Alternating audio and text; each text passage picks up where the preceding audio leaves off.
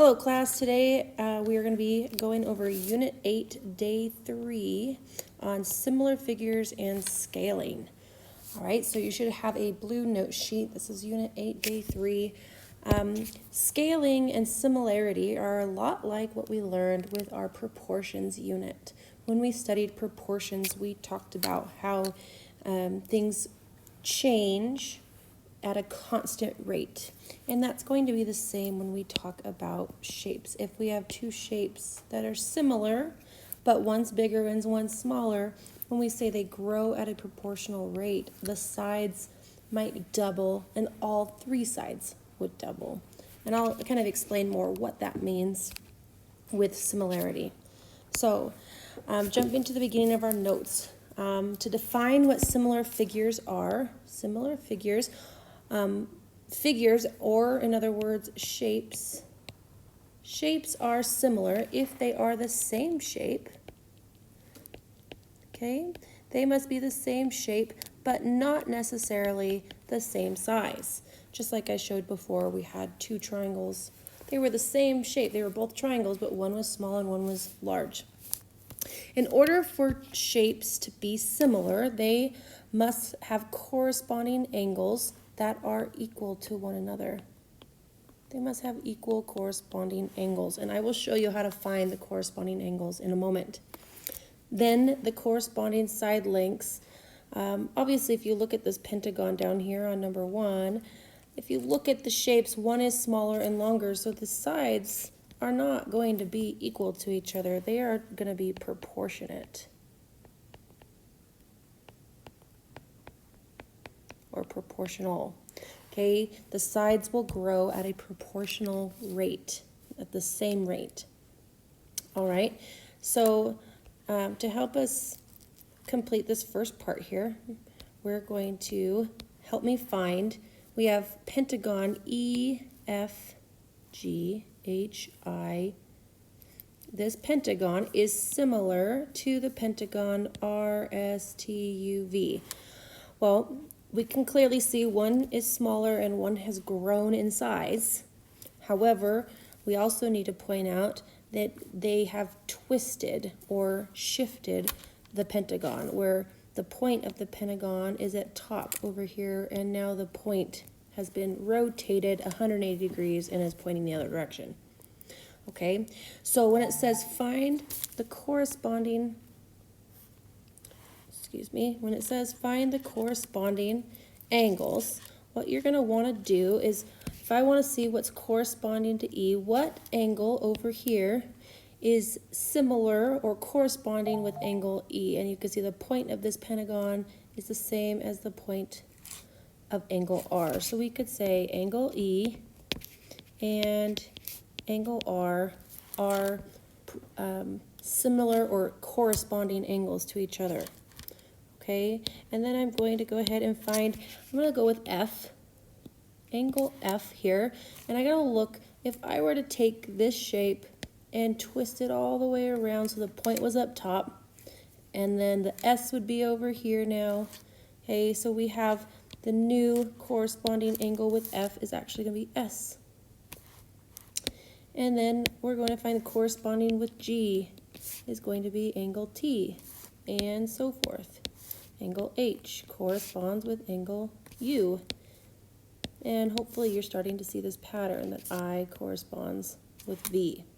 Okay, the nice thing about this is if you're having a hard time seeing it visually, you could also take a look at how it's written, because how it's written matters. In other words, if we see pentagon EFGHI is similar to RSTUV, okay, oops, wrong button. I could then say, okay, what is corresponding with G? And I notice that G is right in the middle. So I'm going to find the letter that's right in the middle, and that tells me that T and G are corresponding. And sure enough, if you find T and G, they are both orange, and we had already decided that those were corresponding angles.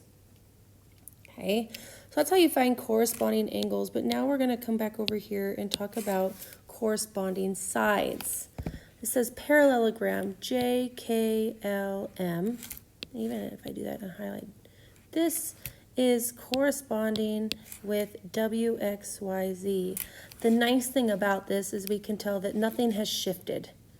Okay, they're both parallelograms and they haven't twisted or turned in any way. So I want to label, okay, I want to label the corresponding side. So if I look here, let's try to do what corresponds with KL, the side length. Well, KL and XY, those two are in the same space. They are corresponding to each other. So we have KL corresponds with XY. Okay, and if you continue that trend, we could say that JK and XW correspond, while JM, come on, and WZ correspond, and then finally we have ML and YZ. Okay, correspond with each other. They have just grown or shrunk, but they are corresponding to the similar figures. We'll go over this a little bit more later on the lesson. So let's define, in order to find a similar figure that has grown or shrunk in size, we have to determine the scale factor. Okay, if you think about what factor means, a factor in mathematics means like what are the factors of 20? And you would find the multiples, things that multiply to get to 20. So 4 times 5 is 20, or 10 times 2 are factors of 20. So we're going to do kind of a similar thing here. If we have the scale factor is a ratio of corresponding sides. And to find the scale factor, this is equal to the scale, oops, that should say SV, I apologize. Scale factor is equal to the new side of a new shape divided by the original shape. And I'll show you what that means in a moment. But when you find a scale factor, you're going to get a number answer. And if that number, if the scale factor is bigger than 1, in other words, I'm multiplying this side length by a number greater than 1, then that means that it is enlarging. There's an enlargement happening with the shape. The shape is getting bigger, okay? And if the scale factor is less than 1, it's less than 1, this is important, then it shows that it is reducing, or a reduction in size. And if we put this more in kind of teenage terms, an enlargement means that it's growing, and a reduction means that it's shrinking, that the shape is shrinking or growing in size. So let's look at an example here of an enlargement. Here's an enlargement. Okay, the photo below, and here's our photo. This photo is being enlarged. It means it's getting bigger. To form a new shape, here's our new shape of 16 inches by 20 inches. Now, where I put the 16 and 20 does matter, because if I look over here, these are the side lengths of the original piece, and I'm gonna, if 4 is the smaller side than 5, then I'm going to put the smaller side where the 4 is and the larger side where the 5 is. That's where I came up with that. So then if I want to find my scale factor, I need to find a side length of the new shape, which is right here. And let's just pick 16, for instance. 16 divided by the corresponding original side. So I'm going to find the corresponding side to 16. Let's try to not get too confused here. I apologize. Corresponding side to 16 would be 4. So 16 divided by 4. And if you do that, 16 divided by 4, in this case, is a whole number. It's 4. 4 is our scale factor. What 4 means in this case is that our new shape Our new shape, this is the original, and our new one is 4 times larger than the original. Another way we can think of that is that it's 400% bigger than the original piece. Okay? Now, that was the scale factor of this enlargement. We know that it grew, and so the scale factor was bigger than 1, which indicates an enlargement in the shape. The shape has grown in size. Okay, so now we're going to come back down here, and we're going to look at the reduction. If the shape is shrinking, it says it's reducing in size to form a pocket-sized version. So this, what I explained in class was that if like Yellowstone Park has this huge map, a huge map of the park with all the trails and all the streets that you could drive down, trails you could drive down, then they wanted to proportionately shrink this map to a pamphlet size so that people can grab one and be on their way. That's an example of why we would do this. Now, if I want to find the scale factor, I am going to take the new side, which is 6, and divide it by the corresponding original side, which is 24. Okay? And when I reduce that, I can reduce it as a fraction, and 6/24 reduces to 1/4. So 1/4 is less than 1, so that makes sense that it is shrinking. It is a 4th, my scale factor is a 4th, which means it is this new piece is a 4th of the size of the original.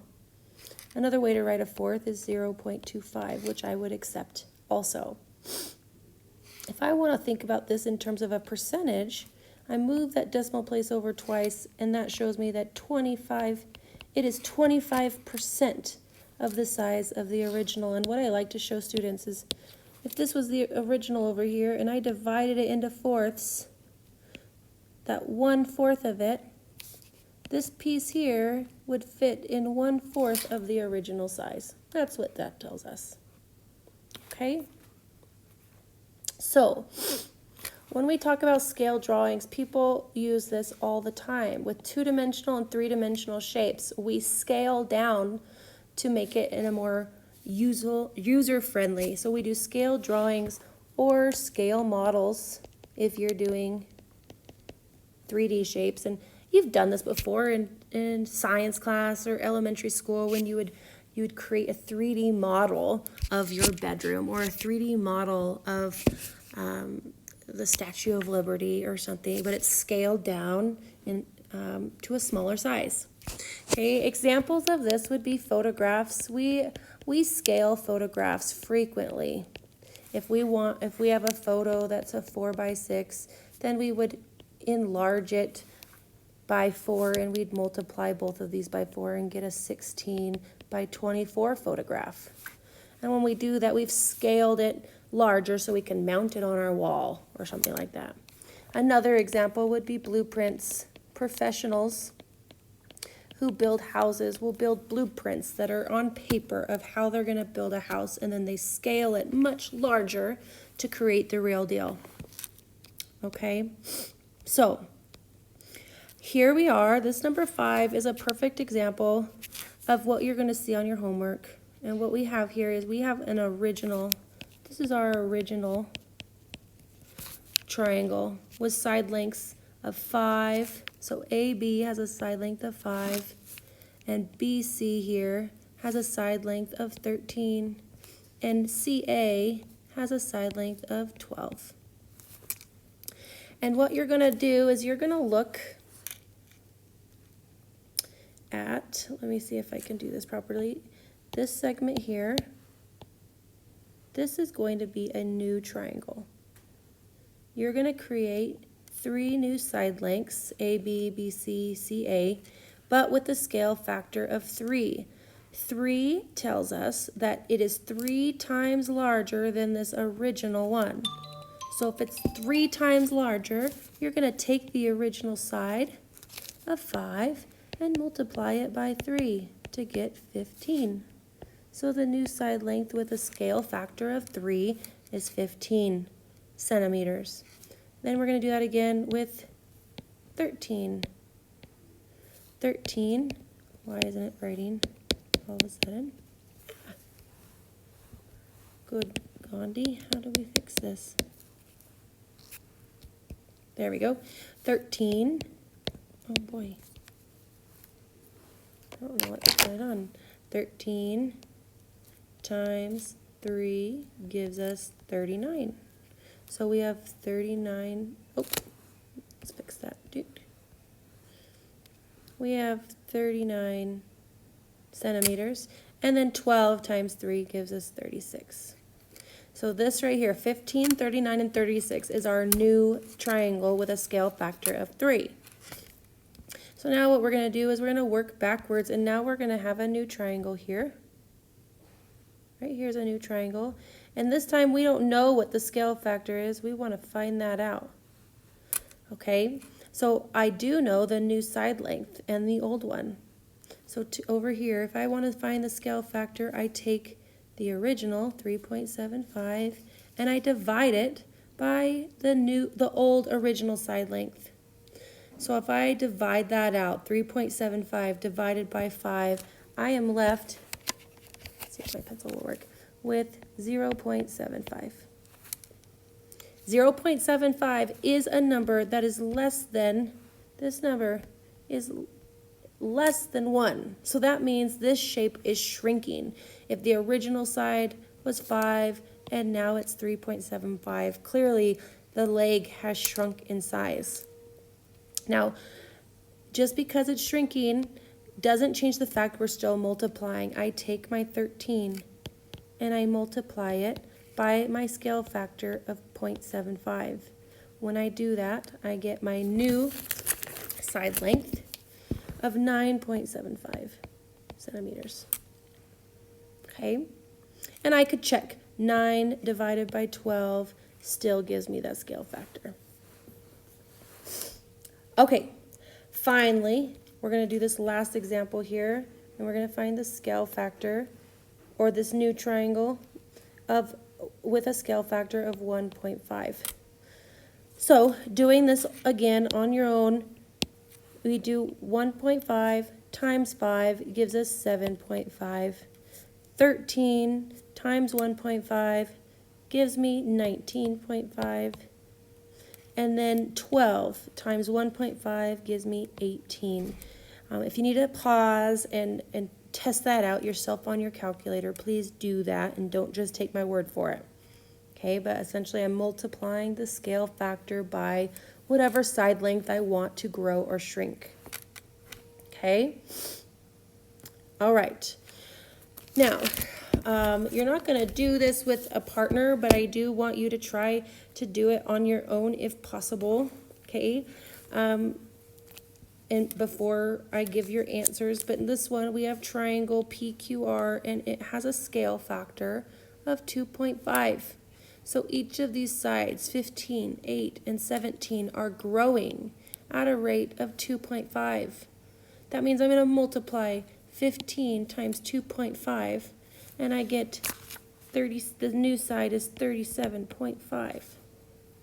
And then I take 8 and multiply it by 2.5, and I get 20. And I take 17 and multiply it by 2.5, and finally I get 42.5. So these are my 3 new side lengths if this triangle has grown by 2.5 times. Okay. Number 7 is asking us to find the scale factor. We can see that we have rectangle ABCD is similar to ABCD. What you notice about this is that we have a similar rectangle, but the second one has been turned onto its side. And that is important to recognize because then we have to recognize that the sides have changed, that side AB still corresponds with AB over here.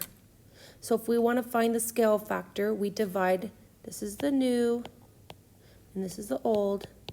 The scale factor, you divide the new divided by the old. So I would go 7.5 divided by 2.5.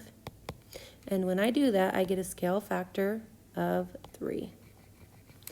What that means is that this small original, this big one, I suppose, is 3 times larger than the first. Okay? So, I apologize for all those marks. Okay. We're gonna skip number 9 today. Okay? But when we look at number 8, we're gonna do something. It won't let me shift this up, and it makes me kind of sad. But we again want to find the scale factor if this is the new shape and this is the old shape. If I find the scale factor, I then can find the missing length here by finding what I need to multiply by to get the new shape. So in other words, to find the scale factor, I'm going to do 6 divided by 9. 6 divided by 9 is equivalent to 2/3. 2/3 is my scale factor. 2/3 is less than 1, which tells me that this shape is shrinking, which sure enough we can tell that it's shrinking. But I'm going to take 2/3, right? Here we go. I'm going to take 2/3, and I'm going to multiply it by 15. So I'm going to take this side and multiply it by my scale factor. And when I do that, it gives me an answer of 10. 10 inches is going to be the new side length. And notice it went from 15 to 10. It shrunk in size, which is what we were hoping for. Okay. All right. When you turn to the back page of your notes, what we're trying to do here is show how we can solve for unknown values. The area and perimeter are impacted by a change in the dimensions. In other words, if a shape shrinks or grows, the area and perimeter will shrink and grow with it. Okay? And so, wow. This is not working very well. So in class, for most of my classes, we actually ran out of time to do this problem. And so for the sake of that, and I got to get on my way to pick up my kids, we're going to skip this example for today for your notes. But we went over this problem here as the exit ticket in class. So what this says is that the rectangle is being enlarged. So here's the original, and it's going to get bigger. Okay, and it says by a scale factor. Our scale factor is 3.5. And if we remind ourselves what this means, it means it is growing 3.5 times the size. So we want to find the area, which is the base times height in a rectangle. But we can't do that until we know the side lengths of our new rectangle. Okay, so in order for us to be able to do that, we have to take both of these side lengths and multiply them by the scale factor. And that'll give us our new side lengths. So if I take 2 and multiply it by 3.5, I get 7. So this side length now is 7 feet. And I take 5 and multiply it by 3.5, and what do we get? 17.5 feet. So now what we have here are 2 new side lengths. If I plug it into our area, we get the base is 17.5, and I'm going to multiply it by the height of 7. And when I multiply those out, we get a final solution of 122.5 feet squared. All things with area are units squared. Okay, so there's another example of how you would use the scale factor to find the new side lengths. And once you have new side lengths, then you can find the new area. Okay, so that's all we're going to do today. if you want to take a gander and work on this problem here, your final solution to this one would be 0.5 miles per centimeter is what you're looking for. So if you want to give this one a chance, the scale for this is 0.5. You can take a look at that and try to work that one out. Also right here is another example that you could attempt to practice working on this. All right, good luck.